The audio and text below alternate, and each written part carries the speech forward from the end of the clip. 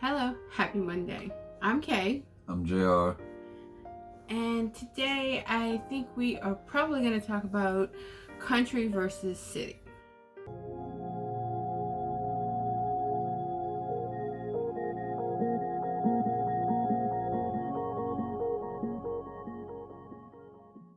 We were both born in the city, at hospitals in the city. And we grew up in the greater metro area of New Orleans. I guess you would call it suburbs. Yeah. Wasn't really city, but wasn't really country. Right, we weren't country. It was the suburb area or the greater metropolitan area of New Orleans. I was in a place called Harahan or Old Roy Town. Before I was even born, my grandmother used to tell me that her house was like the fifth or sixth shack back in the 30s, 20s, 30s that was built in that area. So yeah, it was before I was born. It wasn't even a town. Right, and I grew up on the West Bank across the Mississippi River of New Orleans, in what's called Marrero now. Or it was Marrero then, but it was still a city area. Everything was at our fingertips. We didn't have to drive very far to get to things. And my grandparents, however, lived in the country. They lived in a small town in the country, and when I was growing up and as a young adult, I hated the country. I didn't want anything to do with the country. I liked going to visit my grandparents, but I did not like the country at all. But as I have become an adult, I lived out in a very, very small town north of New Orleans for quite a while, and I realized that I really did like the peace and quiet of the country. It's not just the peace and quiet for me. It's things that's out there in the country that you see that you don't see, that you can't see in the city. You know, there's more nature, there's more animals, there's more stuff that you can see, right, versus the city. Because when I was 17, I didn't experience the first small taste of country until I went to Kentwood a few times, and Albany, Louisiana. I've had some experiences when I was younger growing up, but I didn't really truly experience it till I got in my middle 20s, and when Des Allemands and when my first ex-wife lived, I got a little taste of it back then, and then I started realizing, I'm not a city boy. Right. I may have been born in a city, I may have been raised in a city, but to me, and I've said this even before I met you, I don't believe it's about where you're from. Right. I believe it's about where you feel at home, right, where you feel at peace. And I know people that's born and raised in the country for 20, 30 years on farms and right, and horses, and the minute they get their first taste of the city, they're like, this is what I've been missing, right. And then, see, like me, I liked being in the city. I worked in the city. I worked in New Orleans. I worked in Metairie. I worked on the West Bank. And when I was working all the time, I liked being in the city. You like the convenience of having things. I liked everything being at my fingertips. Especially when I was working, I could take a break and go over to Popeyes or go somewhere quick to eat, even though it's fast food. But they also had small places too. You didn't have to rely. You didn't have to rely just on the main names. They had, I'm sure they had a few little mom and pop restaurants and things that are just everywhere. And that's something that I liked about it when my son Marcus was growing up, and everything was at our fingertips. But then about maybe 15 years ago, I moved out to the small town, one because I had to quit working and I had to live with family and friends, and I was struggling at the time. And when I moved out to the country, I really loved it. I got to a point, when I was growing up and I went to stay with my grandparents, I didn't like being in the country. I just liked spending time with my grandparents.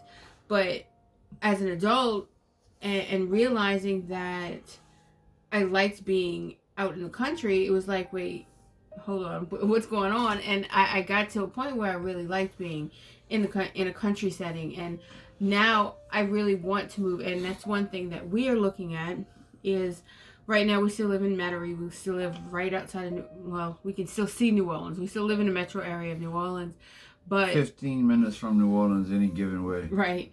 But now we are really looking to buy land and move out to the country area because it's just. I don't necessarily dislike the city life. I mean,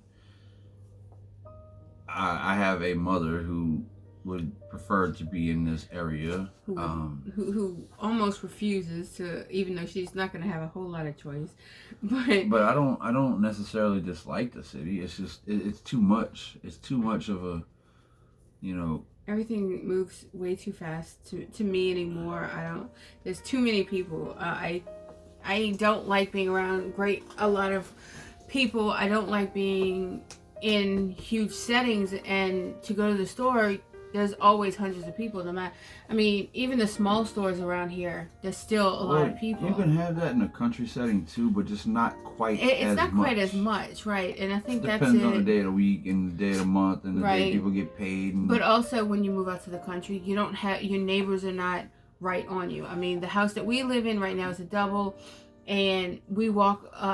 We've mentioned that we walk around the neighborhood, and the houses in this neighborhood are so close together. There's barely a walkway between the fence, the fence separating the house and the house, because the houses are just so jam packed together. The one thing I miss about living out where I used to live before we met in a meat and Independence is the meat markets. Right. I mean, I'm a carnivore. Right. And I like. Yeah, that's something that, especially down here in the country areas, there is meat markets. There's a lot of meat markets. They got a few out here, but I've never been to them.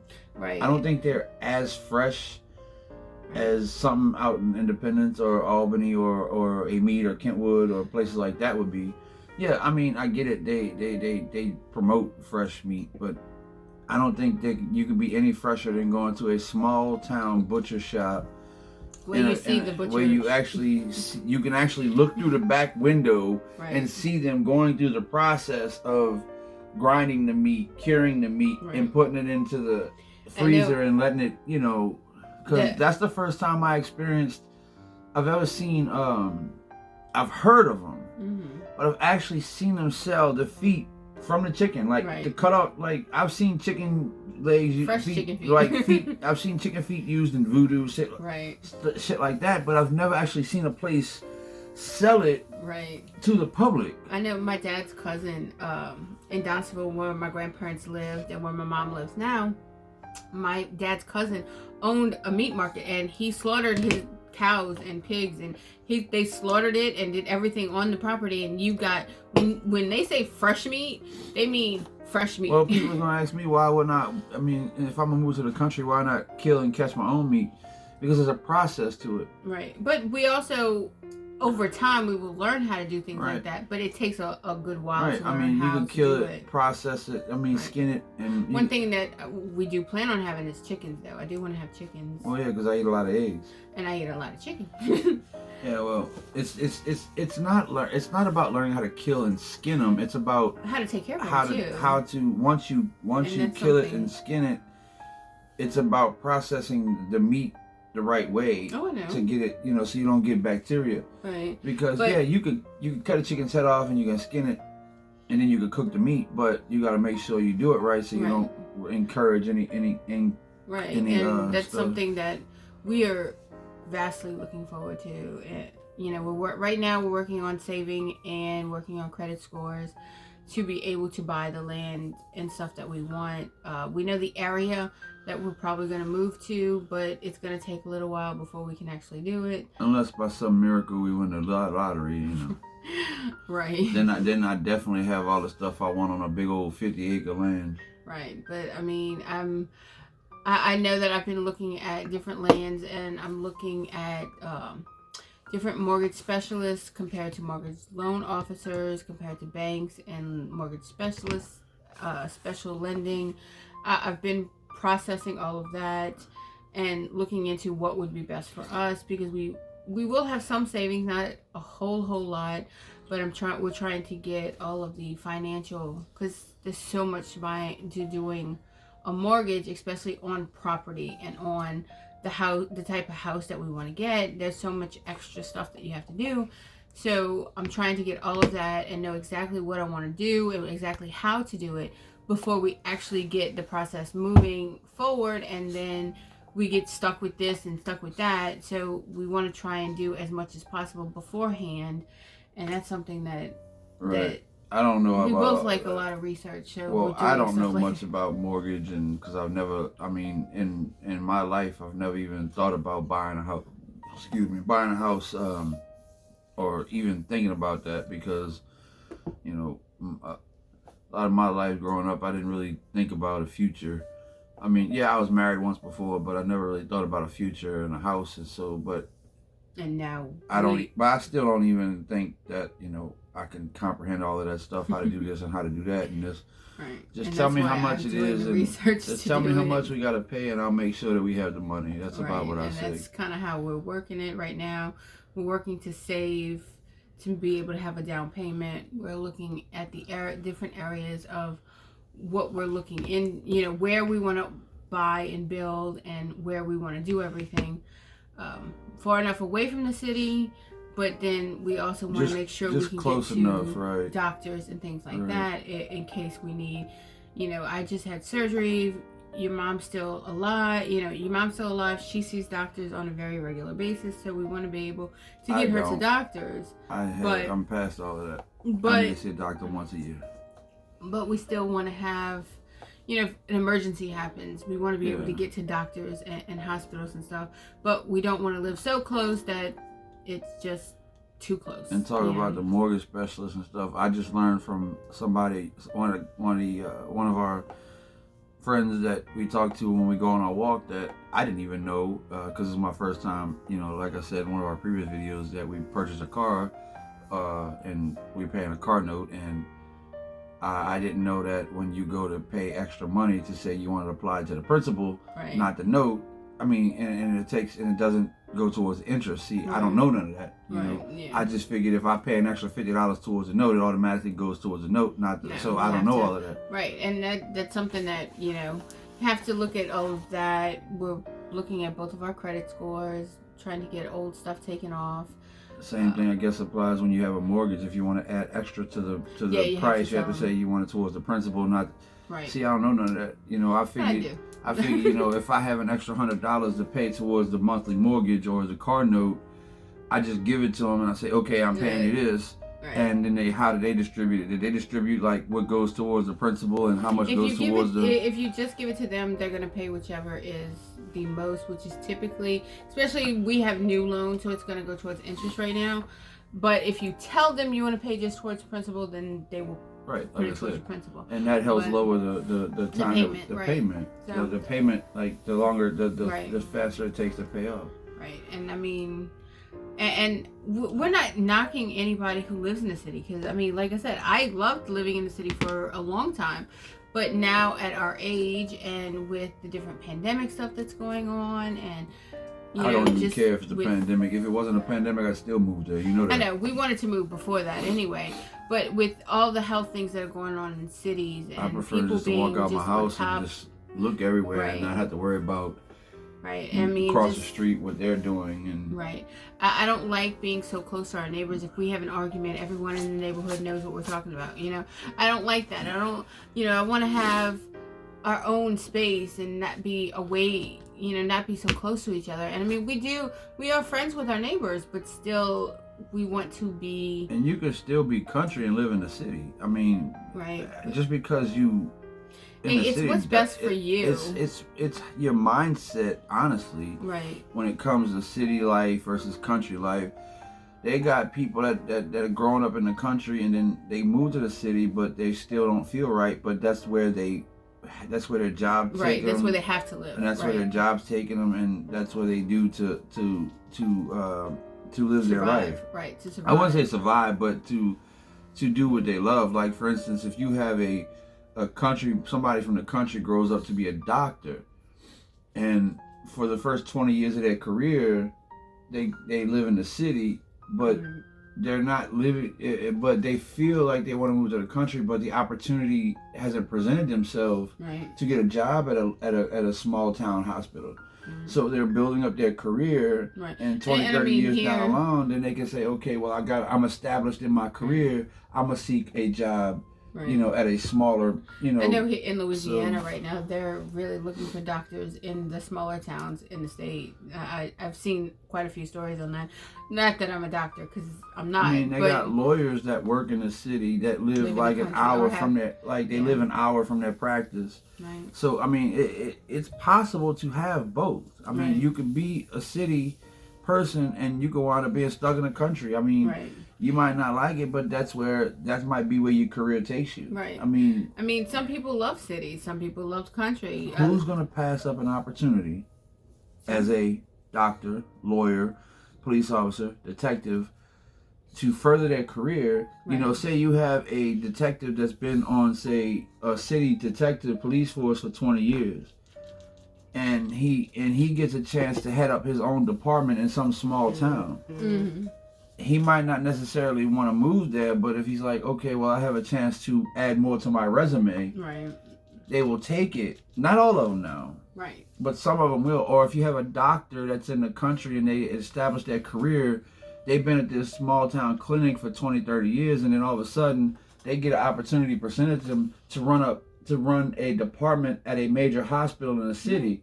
They might weigh they may not take it. Right. But they'll weigh their option, be like, okay, well, I've been recognized. I'm gonna take this opportunity so I can further my career, help people, and add this to my legacy. Mm-hmm. Because I know me for a fact, if I was in any kind of business and I was in a small town for 10, 15 years and then I was presented with an opportunity to further my career, to add to my resume, to help people at the same time, and to gain more knowledge of my career, I would take it. Right. But if I was single, if I was with kids in marriage, I would discuss it with my family. Right. Because you never should pass up an opportunity to further your career, to further adding to your resume. But that depends on your family dynamic as well. That too. It also depends on, but also depends on how long you've been in the, like if somebody's been in the police force for 45, 50 years and they only got 10 years to retire, I don't see them making a jump to a major city from a small department.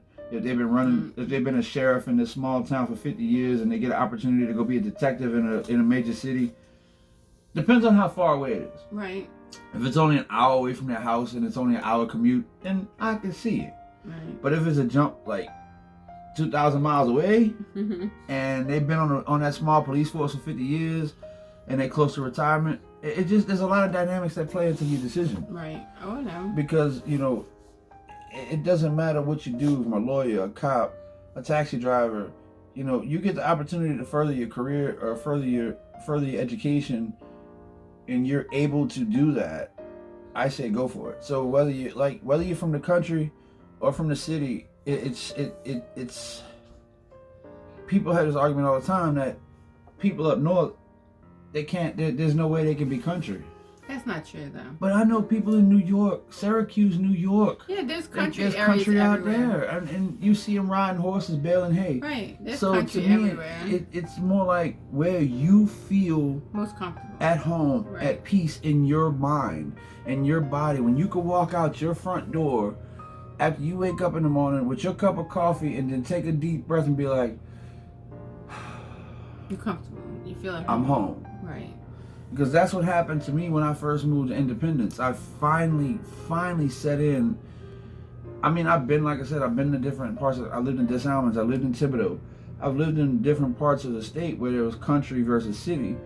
But it didn't truly hit me until I was in Independence and in Amite. And it truly set in that I'm more comfortable in a country setting than I am in the city. I have no ill will towards my neighbors around here. Right. I mean, well, except for that one with that pit bull, but that's a whole nother story. But everybody around here, for the past 3 years, we have gotten along with. Right. We've never really had no issues with. We talk to people, and you know, and we've never had no issues with nobody. I mean, I like it here. I do. Right. I do too. I like the neighborhood. I just think the houses are too close together. You know, I really do love our neighborhood, but the houses are just so close. I would never buy a house back here, because I mean, it's a beautiful neighborhood, but the houses are so close together. It's like, plus there's not a whole lot of yard. They don't have much front yard. From the maps that I've seen, there's not a whole lot of backyards either. You know, it's mostly just houses and like walkways for your back and front yard. And to me, I want a yard to have a pool. I want to have a yard to have a garden. I want, you know, to have area to spread out and things like that. And living in the city, to me, no matter what the neighborhood, I want to be like a tortoise. You know, I want a place. I want to have a yard that I can have a big dog, because you want a mastiff. I want to have a yard that a dog like that size can I go want a and dog run. that's like a bear. That's what I want. I don't want. They got mastiff. They got Great Danes. They got a Bouchon, whatever. Right, and I mean, I want to be able to have a dog that can go outside and run, and have room to run, and not have to worry about a highway, or not have to worry about being. For his house, I had to have a small garage for his own house. But I mean, that's one thing I didn't want when I was young. I can tell you, when I was a young adult, when Marcus was younger, I liked being in the city, and I wanted to stay in the city. But I don't know, I hit the 35-year-old mark, and it was just like, I no longer, I wanted to be in the country. I didn't want to be in the city anymore. I want to be away from people. I want, you know, to have my own. When you was in Donaldsonville, that kind of probably helped too.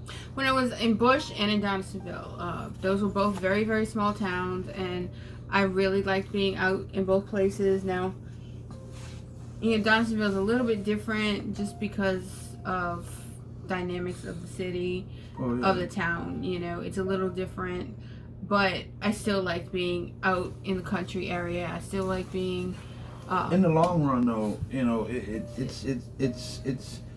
it goes back to the beginning of any discussion. You know, you could take the discussion we had on chicken nuggets versus chicken tenders. You could take the discussion on nature versus nurture. You can take the discussion on gay versus straight. You could take the discussion on. You could take any discussion. Right. And it goes back to the main principle of opinions versus fact. Right. There's no facts. Right. I mean, when it comes to country versus city. Country versus city, it's all about where you feel the most comfortable. There's no one person is better than the other, you know, because I have seen country come into the city and thrive at living and love it. And country go to country and thrive and love it. Right. And some of them adapt because that's what they do. Mm-hmm. Like me, you can throw me into any living situation, the country, the city, the suburbs, you know, and I can figure out a way to survive and live. Right. And yeah, I may not be happy about it, right, but I can adapt. Not everybody can though, because when somebody is so used to something for so long, you know, like for 20 years they grew up on a farm. Right. You know me. I watch a lot of true crime, a lot of crime shows about true stuff. ID Channel. Oxygen. I watch a lot of stuff based on stories that's happened over the years, and there's a few of them that I've seen where these people have went from country to city life, and it truly messed up their dynamic. Right. And I've seen city go to country life, and it's like, wait, this ain't for me. So it kind of like, so it to me, it's like there's no proven facts about who thrives where. Right. When it comes to city life versus country life versus rural life versus suburban life. Mm-hmm. I can tell you, when I was in high school, my dream was to move to New York City, and now my head is like, oh, that is absolutely no way that I would be so uncomfortable. That was before your nervous breakdown, though. Right? You know, that was before. I used to want to visit New York, not. What was that? I used to want to visit New York. I still want to visit New York. You know, like, I wouldn't mind visiting. I don't know. I really don't. There's so many people there, and but I want to go to Staten Island. I want to go to I'd like to go see the things and not have to deal with the people, though. That's just it. I'm not, you know, as my anxiety, my bipolar, my panic disorder has gotten worse. Being around other people throws my brain just off. I am not good around other people, and you know that. And I mean, sometimes I can deal with it, but other times I can't. I want to go like to the Bronx Zoo. Just the idea of going. Liberty. The idea of going to New York City to me right now, now it's actually causing heart palpitations now. See, right just the now, idea of I wouldn't go there because they're starting to slowly open up back from the pandemic. So it's going to be a lot worse than it would be if there wasn't a pandemic.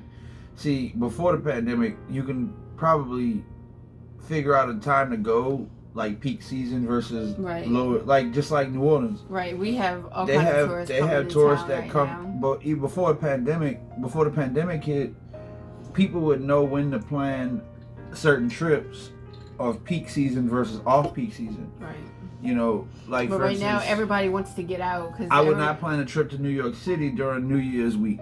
Oh no. The week of New Year's Eve, and that weekend of New Year's Eve, I would not plan a trip to New York. Right. The week before New Year's Eve or the week after New Year's. Right. Because that 2-week time period, you know, everybody flocks to Times Square. Right. And so it's like in your head, you're like, okay, well, I know there's too many people. Right.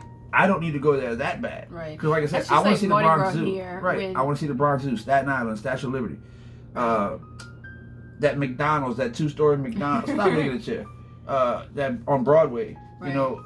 But I mean, I would love to go see a Broadway show, but I just, the idea of that many people, to me, it just like scares the. I would love to go to Vegas.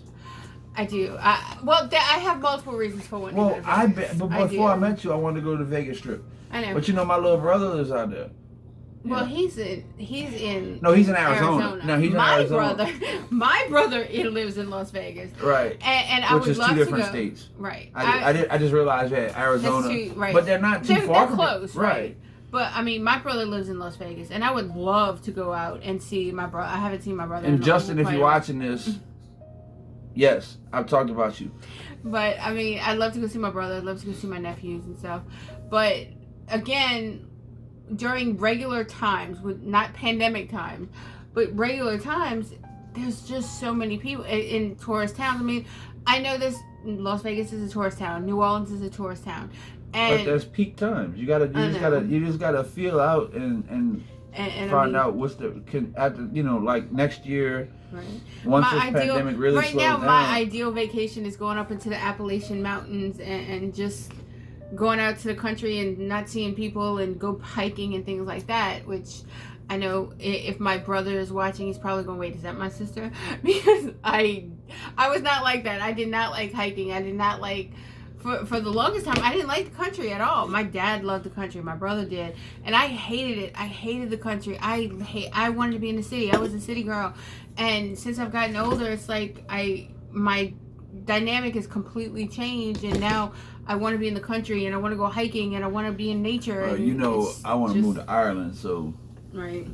And that's where I would love to be. Well, it's getting about that time, so we are going to be signing off, and we would like you to like and subscribe. Leave us any comments, any questions that you have. And we will be back I will be back on Wednesday. He'll be back Friday. And we'll both be back in 1 week next Monday. Yeah, Friday might be a little bit crazy because I need to ramp up because there's a lot of things that's been going on the past week or two that I would love to talk about. But my wife here says to try to not be so controversial. But in the words of one of my favorite new rappers that I discovered a few months ago, Tom McDonald, controversy causes... we say controversy causes conversation. Right.